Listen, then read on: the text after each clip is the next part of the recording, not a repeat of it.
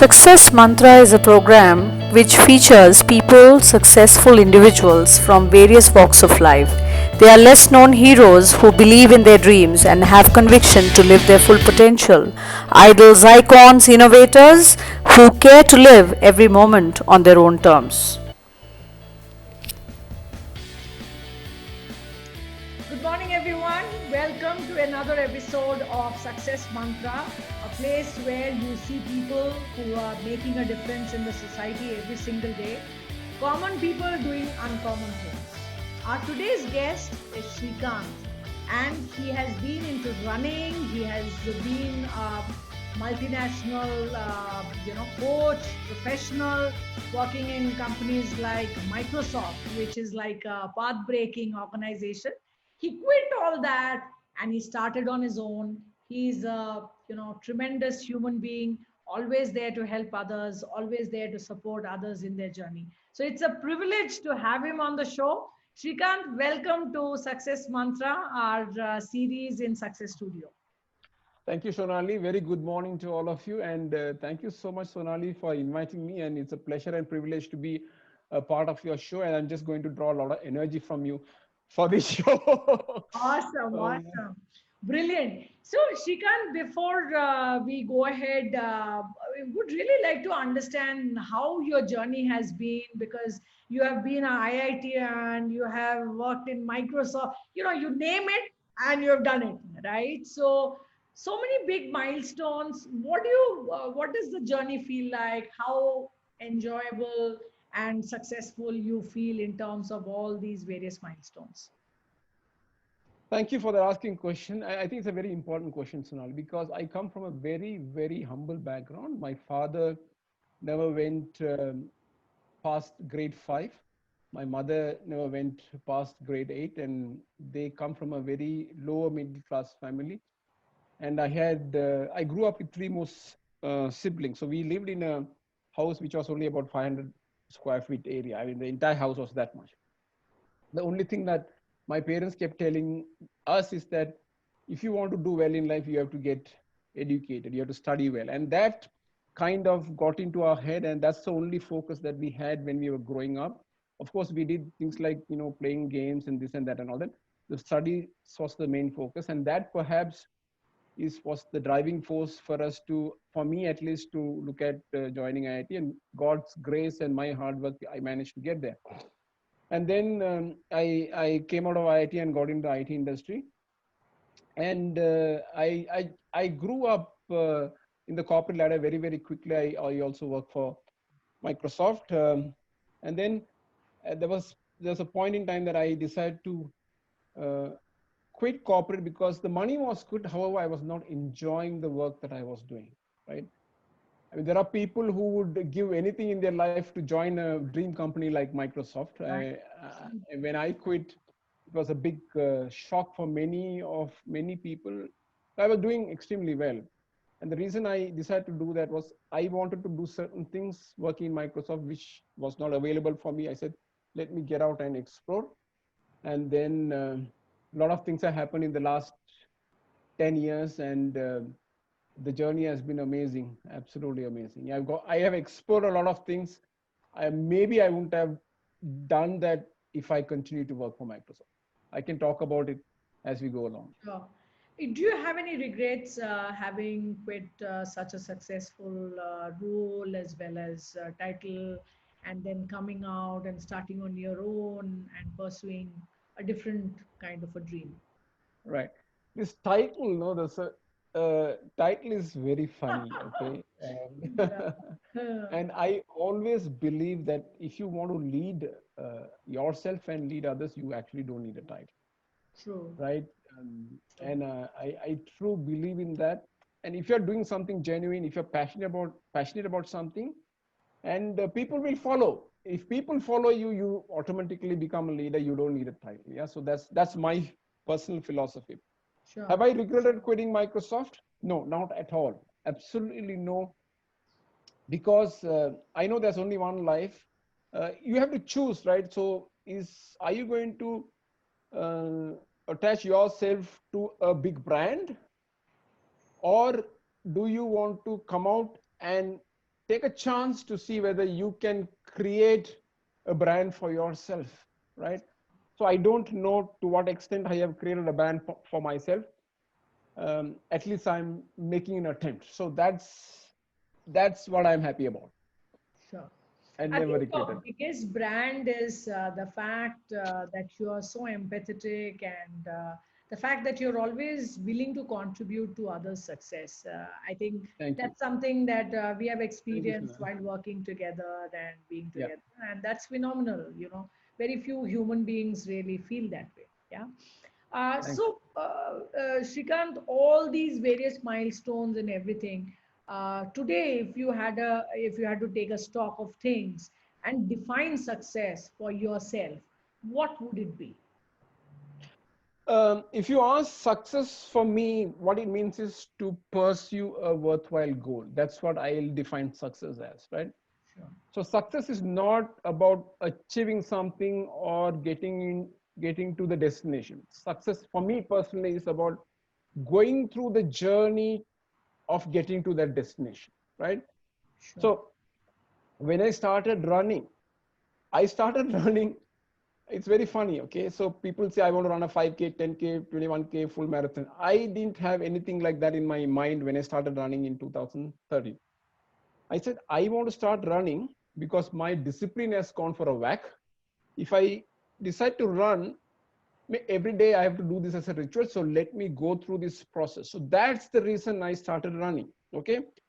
So, and then that short runs became a 10K, it became a 21K, it became a full marathon, it became an ultra marathon, right? Wow. Awesome. So did I feel happy when I did a half K, full marathon, ultra marathon? Of course I felt happy. The most important thing was for me to go through the journey. Sure. That was what was most rewarding for me than anything else. Sure. So if you ask me, success is about pursuing something that you want to get to. That's what it means. Awesome. Awesome. So success is a goal where you are journeying towards, and constantly there are these small milestones which are coming Yeah. your way. Yeah. Awesome. Yeah. All right. So, you spoke about running. How did you actually start running? As in, how was it in terms of getting into a group, and Okay. what struck you? Right. Okay. So because when I quit Microsoft, I was exploring a couple of things for the first 2 years. So 2011, I quit. Till 2013, I was doing startups, this, that, and all that. And I realized my discipline was going for a whack. Okay, I'm a very, very disciplined person. Sure. So when you work for an organization, whether you like it or not, there is a set rhythm. You have to get up in the morning, go to the office. Your manager has set some goals. You just go after it, and you are like clockwork. Things are happening. Absolutely. Now, when you don't have a discipline, then there's a problem. And I'm a person who likes discipline. I like routine. Right. And then 2013 March, I saw this hoarding, TCS 10K. I said, hey, maybe I should explore doing this 10K. It was scheduled for May. Yeah. Let me give a shot. So first day I got up and I went to run. It was so difficult for me to run for even 500 meters. It was extremely difficult. Then why did I take this? Should I do it, not do it? I said, okay, maybe I should just continue doing it for some more time and see at least whether I can get this as a routine. And the 500 meters became 1 kilometer slowly. In about 8 to 10 weeks, I trained in my own and managed to run that 10K. So after I ran the 10K, what I liked about that is the discipline that I was able to build into my life, because that discipline was rubbing into so many things, right? So when you have to run in the morning, you have to get up in the morning and, you do the running, you come back, you work and stuff like that. And that kind of got the things going on. And for almost for about 1 year, I didn't run anything about 10K. And then I had a friend who encouraged me to explore doing a 21K. So with his support, I did a 21K. And then I found a coach to improve my timing. And my coach looked at me and said, hey, at this age, if you can do a 21K, why don't you just push yourself a little bit? Maybe you can do a full marathon. I trusted him. I did a full marathon. Wow. And then he said, you did a full marathon already, 42K, another 8 kilometers more, you can do ultra marathon. So that's how. So he said, for a person with your kind of discipline, anything is possible. So just put the focus and follow a routine, and I'll help you to get to a 50K. And that's exactly what I did. Right. Yeah. So Yeah. very interesting that this word discipline is coming again and again. And would like to understand more. Does it also have a role to play in context to all the achievements that you have? Is it one of the values or behaviors which has helped you achieve success in all domains? Yeah. So discipline is something I think it is a lot underrated, right? I won't say it's a value for me, it's a behavior. For me, uh, I've gone through so many of these personal assessment tools, and it very clearly says that I'm a perfectionist, right? I have to get things done on time. If I schedule a meeting, I need to be there 5 minutes ahead. Uh, Stuff like that. So that I think it's been built into my system, um, and there were times that when I see people who are not disciplined, I used to get a lot agitated. This was long time ago, and of course, as I matured, I also realized that different people have different personality styles. So, especially Okay, when I'm sure you would have had some of this with me also. so especially when I went through this disc profiling, Yeah. I figured out, oh, okay, there are these people, the influencers. I mean, they cannot stick to a time. They are not organized.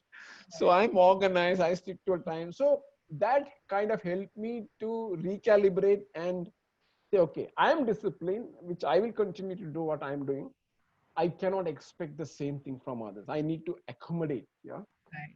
Um, yeah. Right. Awesome. That's what I Awesome. Yeah, very well said that each one of us have a very unique personality that helps Right. us be or, like really deliver who we are. And Right. being in acceptance with that as well as the external world is something very Right. key in terms of, progressing. Right. Right. So what has been this great achievement in your life, which when you look back, it's like an immediate pickup for you? Okay. This is an interesting thing. I mean, you may find it a little difficult to believe, but I have to tell this is the truth. Okay. Okay. I used to be so scared of speaking in public. So Really? scared. I can't believe that. Yeah. So scared. This was when I was in Microsoft, when I was a group manager. I was losing a lot of opportunities because I had this fear of speaking in public. I mean, if you put me in a one-on-one setting, I'm very comfortable. You put me in front of like 5 people, like I feel very uncomfortable.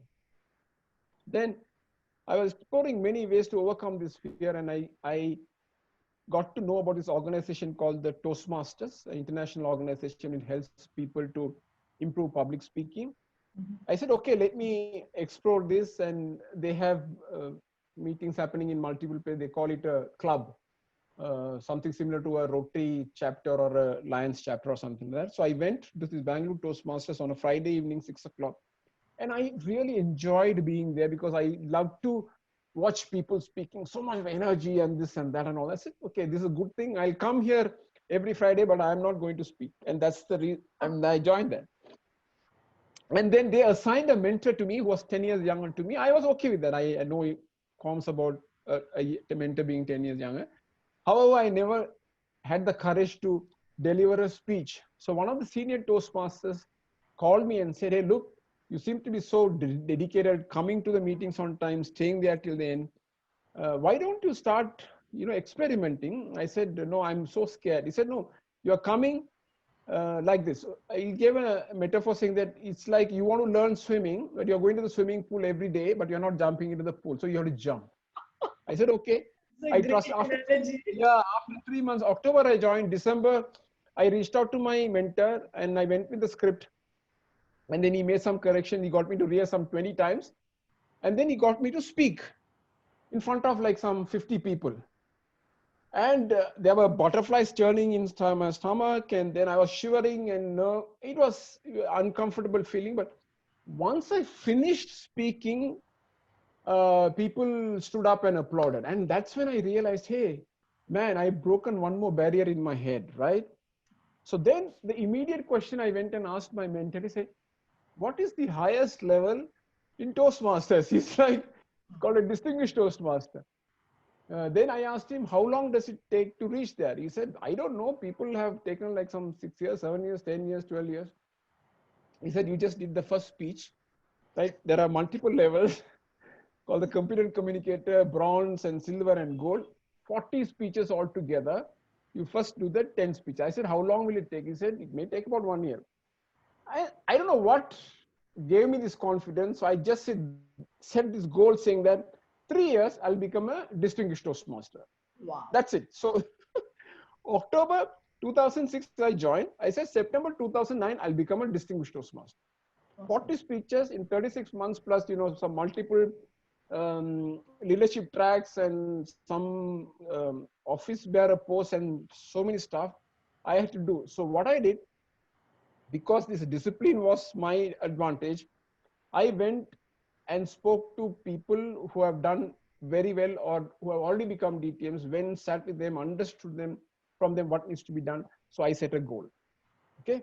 I set a goal and start working backwards, creating new habits, stuff like that. And that I think is the biggest achievement for me because, okay, went to IIT, graduated, all that is fine. But this was something that I really broke the barrier. I really broke the barrier. Today, if you put me in front of like some 10,000 people also, I don't. Right. It's like, I don't care. Yeah. That's the biggest achievement. That's a great achievement. Yeah. Yeah. Yeah. And you are in a job where you have to speak all the time, not just to Yes. public, but also in terms right. of making a difference. Yeah. What are the daily successes that you create consciously, in terms of leading a very high quality life? Okay, so I set very small goals on a daily basis. So let's assume that I want to achieve something like down the line in 1 year. I bring it down to 1 month, 1 week, daily. What is that I'm going to do on a daily basis, right? I have a milestone on a daily basis. And then in order to do this goal, by end of this day, if I have to create a new habit, I will do that. Sure. Okay. And then I stick to what I decide to do. Be persistent. And of course, the discipline is the most important thing. Yeah. And when I'm stuck, I ask support from the right people. Sure. Right. And I, by nature, I'm an introvert. However, if I decide to set a goal, I don't shy away from reaching out to people and asking questions. I mean, taking help. For example, there was a point in time that my personal finance was in a mess. So I got hold of a personal finance coach who was 10 years younger than me. He helped me to get my personal finance on track. My running coach is 20 years younger than me. I don't have any issues learning from somebody who's younger, right? So if it means that I'm going to learn from somebody, I'll just reach out. Very true. So these are certain things that you can call it a ritual for me. I think, one important aspect that you've really brought about is, earlier times, our parents or their parents had this mental block that what do I have to learn from a young child or a kid, right? But in our generation, things have changed so much, whether it's our corporate career, where we have managed Gen Y and Gen Z, in terms of not only, doing things, but also implementing their ideas because they're so creative, out of the box, and they really make things happen. So being open to that is one of the very key aspects in terms of. Absolutely. Yes. So, Srikanth, such a beautiful dream life, like you have kind of jumped into every aspect. utilized your behaviors in terms of discipline, leveraged that, achieved your goals. Who has been a really inspiring role model to you in terms of really, getting into each of these phases in life? You will be surprised. You may not come across this name as a role model for a lot many people. For me, this person is a real role model, Dr. Abdul Kalam. No, absolutely. He is an Right? amazing gentleman. Abdul Kalam, the reason is a role model for me is that I think he comes from a very, very extremely humble background, right? And what he has achieved in his lifetime, I think for a person like me, it may take some, 5 or 6 lifetimes, right? What I like about him is that he's able to connect with people at any level. He can speak to a school kid, he can speak to an adult, he can speak to a senior executive, he can speak to the leaders of the countries, right? That's the kind of person he is, and his simplicity. You watch him speak. I mean, what is amazing, right? You don't find any. I mean, very tough words. I mean, he connects with people, um, and then I think he is a person who puts other people ahead of him, Sure. right? Right. And when he passed away when he was on duty, right? And then we get to know that when he passed away, he didn't have anything, meaning no material possession, nothing. And a how can a person live like that? I mean, he's one big role model for me. Absolutely, yeah. I think very well said that he had nothing on him. And, like in our life, our entire life goes in the pursuit of, okay, if we don't have this, then this doesn't happen. If we don't have Right, right bank balance, right plans, insurance, and so right, many things. So it's really interesting case study, for yeah, leaders in right, terms of living like right, him, right? right, Uh, absolutely, yeah. so amazing. So, Shrikant, I heard so many laurels that you have achieved. Is there any story which is of, like how you failed and how you came out of it? Yeah, I think there have been a lot of failures. One of the biggest failure is, of course, when I wanted to set up a coaching business. Yeah, so I got certified as a PCC from International Coach Federation. However, I did not know how to set up a coaching business. I reached out to an individual who came across very trustworthy, and then eventually I found he was not delivering to what he really committed to do. Right, so I invested lakhs of rupees, and then it took me like some 3 months to realize, hey, this is not happening. This is not happening because I felt, and of course, some of the people who were part of the group also felt that he was using my expertise to help others to become better coaches, or even help them to become setting up a business. And I felt that I didn't have adequate knowledge, so I think I lost a lot of time and money, and that I would consider as one of the biggest, I won't say failure, I mean, failure is a wrong word, I would say one of the biggest mistakes that I have done in my life. Sure. That's what I would say. Yeah, I won't call it as a failure. Yeah. Right. So, Shrikant, as an entrepreneur, we have all kind of gone through these trials and tribulations of, Right. like whether it's business losses or such experiences. How do you overcome maybe this phase and come out of it and really do something where again you gain faith in terms of being at the game of entrepreneurship? Because Right. there are so many different, like you mentioned that every time you wanted to do something, the discipline, going, meeting the right people, getting the know-how, implementation. But somehow in the journey of entrepreneurship, there seems to be more hurdles. Right. So what Right. are your thoughts on that? Yeah, so we spoke about failure, right, Sonali? And Yeah. somebody told me this long time ago. They Mm. said, it is not that you should not fail. Yeah. The worst thing is to not learn from your failures. I think I'm a person who have learned from the big mistakes that I have done. So when I say I have learned, instead of blaming somebody else for the mistake that I made, I took responsibility, right? Right. And I went inward and introspected myself. Okay, what is the reason that I made this mistake, and then how can I correct it, Sure. right?